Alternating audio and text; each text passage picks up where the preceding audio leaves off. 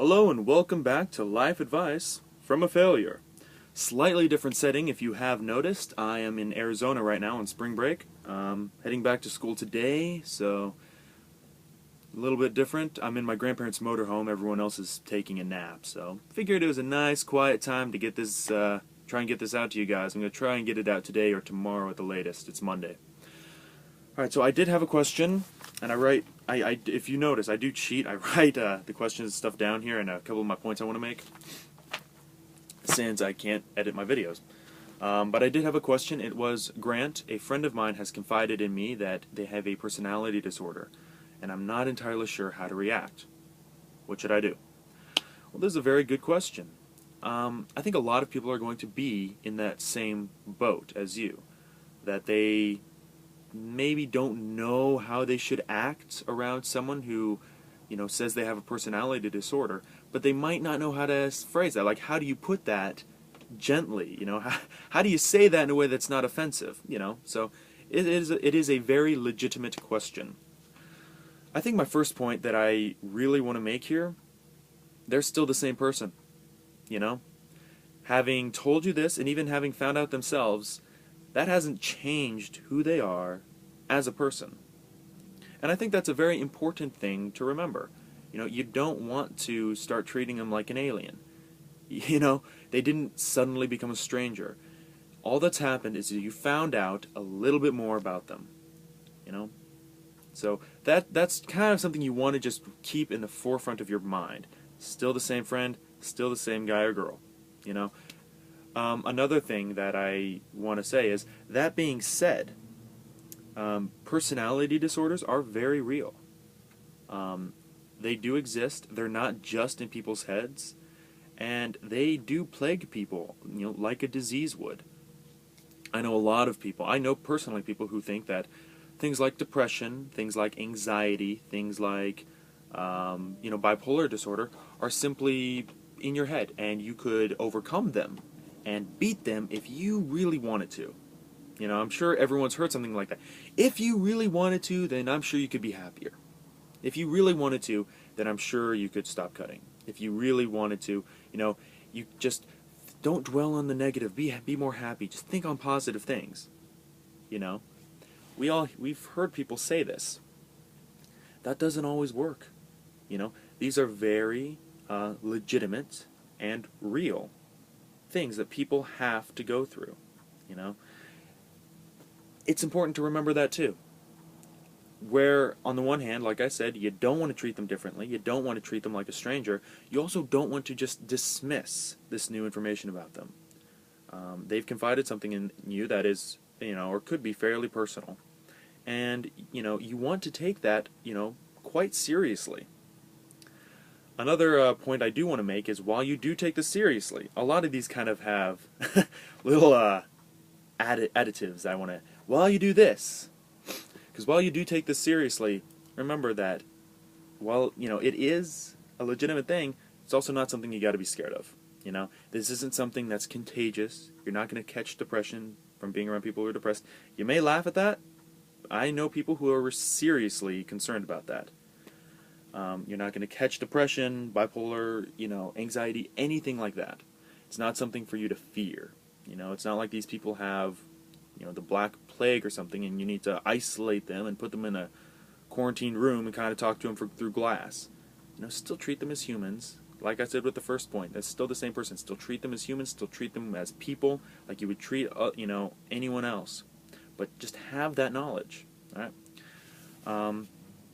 Kind of the last point I want to make with this, with all those, kind of floating up here. You are their friend. You're not their therapist. I'm a little more serious about this one because I've been on both sides of this. I've seen it happen with other people. When someone, even if it's not necessarily a personality disorder, but this is what we're talking about now, if someone has depression, has anxiety, and they want to talk to you about it, and they need just someone to maybe vent to or to confide in, that's good. You're their friend. You're there for them. Don't try to fix them. That's not your job. You're not trying to do this. Don't do it. I've been in places where I've had people trying to fix me, and they certainly didn't help. I've tried to fix other people without knowing it and without realizing it, and I didn't help. I made things worse. You don't want to try and fix people. These people shouldn't expect you to fix them, you know? And, I'm sorry if what I say sounds kind of like beating a dead horse, but I do want to be very clear about this. You're their friend, be their friend. If they need you to listen, listen. If they need you to distract them and take them shooting hoops or out shopping or go bowling, that's the thing that everyone does when there's nothing else to do. Yeah. Do it. That is what you should do as their friend. Don't do more. Don't try and, fix their problems, because you're not going to be able to. So be their friend. If you need a break, and I've been on both sides of this too, if, maybe they're telling you a little too much and you can't take it, and that's a legitimate thing, Sometimes people are talking to you and you want to help them and you want to be there for them, but there's just a little too much. Maybe you've got a lot going on in your life, or maybe you just, you're not made to be able to handle people talking and confiding that much in you. That's too much. Let them know. You don't have to just sit there and, kind of be a sponge for everything. Let them know. Make sure to think, of yourself as well as them. So it's kind of, I know a lot of things I say, they sound like they kind of don't go together, but everything is a balance. You do want to be their friend. You do want to listen to them, At the same time, you want to take care of yourself too. You want to take care of that friendship. So find a happy medium. Find a balance where you're comfortable with what they're talking to you about, they're comfortable with what they're talking to you about, and be their friend. That's the biggest thing about that. And above all, remember, they're still the same person. Sometimes none of the rest of this talk is necessary. So they confide in you, they have anxiety, and that's it. It's not going to change your relationship at all. That's just something that they've decided to tell you. So it's just a few things to keep in mind as you're thinking of, your friend. And if you are someone with, a personality disorder, and I hate calling it that, I really do, and I'll tell you why in a second. If you are someone with that, just remember that, that doesn't make you weird. That doesn't make you a freak of any kind. The reason I hate calling them personality disorders is because it makes it sound like the person is, malfunctioning or broken. You're not, If you have what is termed as a personality disorder, you're still a human being. You're still just as important as any other human being on this earth. This does not take away from your worth at all.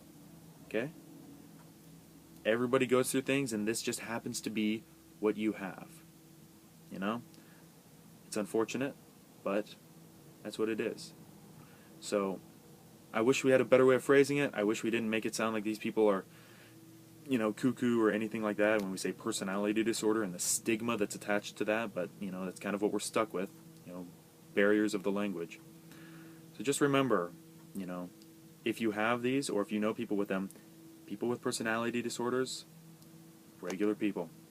So, there you go. There's another video blog for you, a vlog for you, and, I hope to see you guys next time when I'm back at school, back in my apartment, and have a few more questions to answer.